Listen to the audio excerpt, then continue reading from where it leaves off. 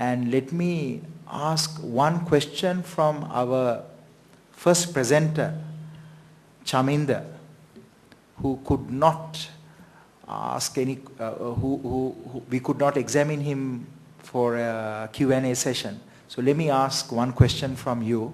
You can take your seat. Oh, and if you can respond from there. Please bring the mic. I think that you made a very impressive presentation, because I have always argued,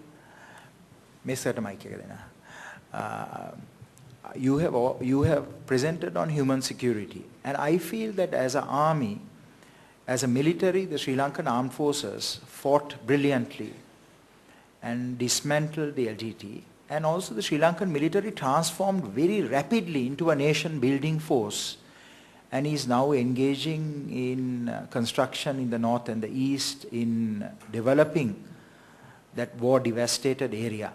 Of course, that development project will go on for many years, because I think 30 years of destruction, we cannot restore that area in 2 years. Perhaps it will take another 10 years. But you spoke of a very important dimension, that is how our defense planners and how our officers, our soldiers should think in terms of future security. So we have to think in terms of human security. So let me ask you a question, because I strongly believe that we must have a strategy of engaging the Tamil people in the Northeast. The soldiers are doing it to some extent, but I think that we should have a deliberate program for training and education of our soldiers and of our officers who are serving in the Northeast. I know that less than 5% of our soldiers speak in Tamil.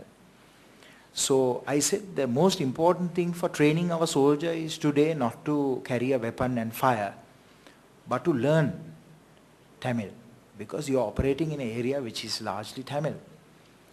So I want to ask from you,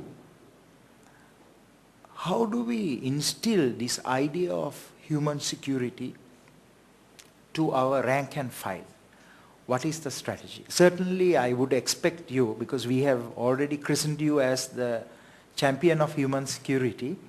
I would ask you, how do we develop a plan to say that security should not be state-centric anymore, but people-centric, especially because peace has been restored in Sri Lanka's Northeast.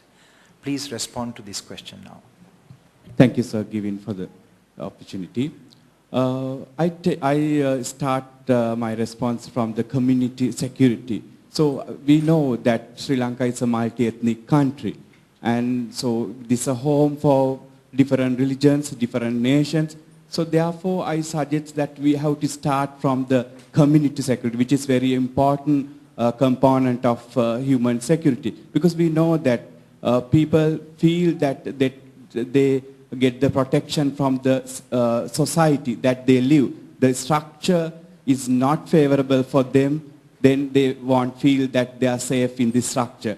First of all, I suggest that the structure would be very safe for them. That is how they feel. When the community is provide the protections for them, or the minority rights are protected, and at the same time the majority rights are protected, I think so that should be the beginning of the using this concept. I suggest it. Thank you very much. Ladies and gentlemen, we bring this session to a close, and let us thank our speakers in the traditional fashion. Thank you.